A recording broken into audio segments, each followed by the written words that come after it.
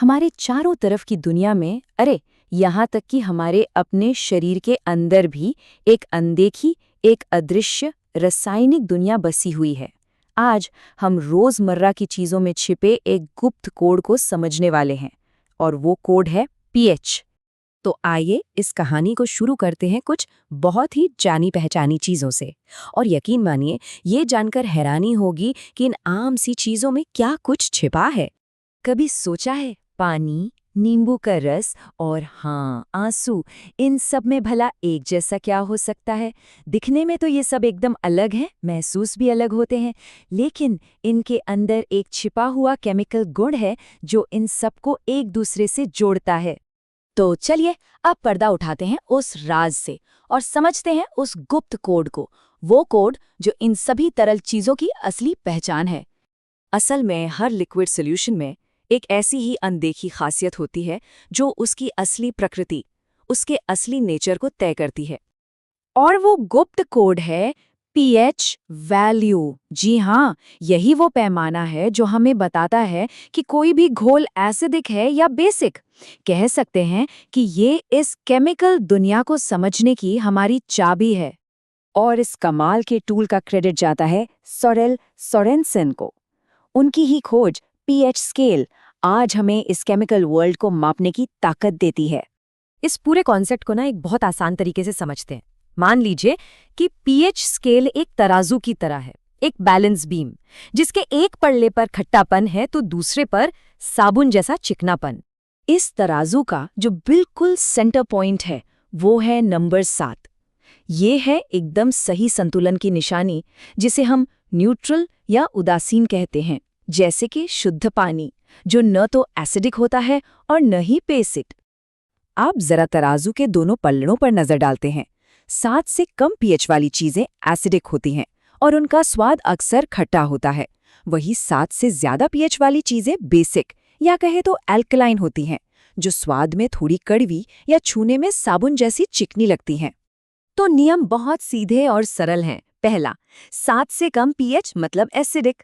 दूसरा, ठीक 7 का मतलब है न्यूट्रल, यानी एकदम बैलेंस। और तीसरा, 7 से ज्यादा पीएच का मतलब है बेसिक या एल्कलाइन। तो अब जब ये कोड हमें पता चल गया है, तो चलिए इसका इस्तेमाल करके अपने आसपास की दुनिया को डिकोड करते हैं। सबसे पहले नींबू को ही ले लीजिए। इसका पीएच है सिर्फ 2.4, मतलब ये बहुत ही ज्यादा एसिडिक है, तभी तो इसका स्वाद इतना तेज और खट्टा होता है। इसके बाद है अल्कोहल, जिसका पीएच है 2.8। ये भी एसिडिक साइड पर ही है, और इसमें जो हल्का खट्टापन आता है ना, वो अक्सर इसके फर्मेंटेशन प्रोसेस की वजह से होता है। और सिरका, उसका पीएच है 3। इसका तीखापन इसमें मौजूद एसिटिक एसिड के कारण होता है, जो इसे अचार बनाने और यहाँ तक कि सफाई के लिए भी इतना असरदार बनाता है। अब जरा दूध को देखिए। इसका पीएच है 6.4, मतलब न्यूट्रल 7 के बहुत ही करीब। ये थोड़ा सा एसिडिक तो है, लेकिन इतना कम कि इसका स्वाद बिल्कुल सौम्य लगता है, खट्टा नहीं। अब चलते हैं तराजू के दूसरी तरफ। समुद्री पानी, जिसका पीएच 8.5 है। ये थोड़ा बेसिक यानी एल्कलाइन है, जो इसे कोरल और बहुत से समुद्री जीवों के लिए एक परफेक्ट घर बनाता है। और तराजू के ठीक बीच में कौन है? शुद्ध पानी और नमक का घोल। इन दोनों का पीएच ठीक 7 होता है, मतलब एकदम परफेक्ट बैलेंस, न एसिडिक न बेसिक। अच्छा चलिए, अब बाहर की दुनिया से हटकर अपने शरीर के अंदर के महासागर को देखते हैं, जहां एक बहुत ही नाजुक संतुलन हर पल हर सेकंड बना रहता है। हमारे खून का पीएच 7.4 होता है। ये थोड़ा सा बेसिक है, और पता है इस सटीक लेवल को बनाए रखना हमारी सेहत और जिंदा रहने के लिए कितना ज्यादा जरूरी है।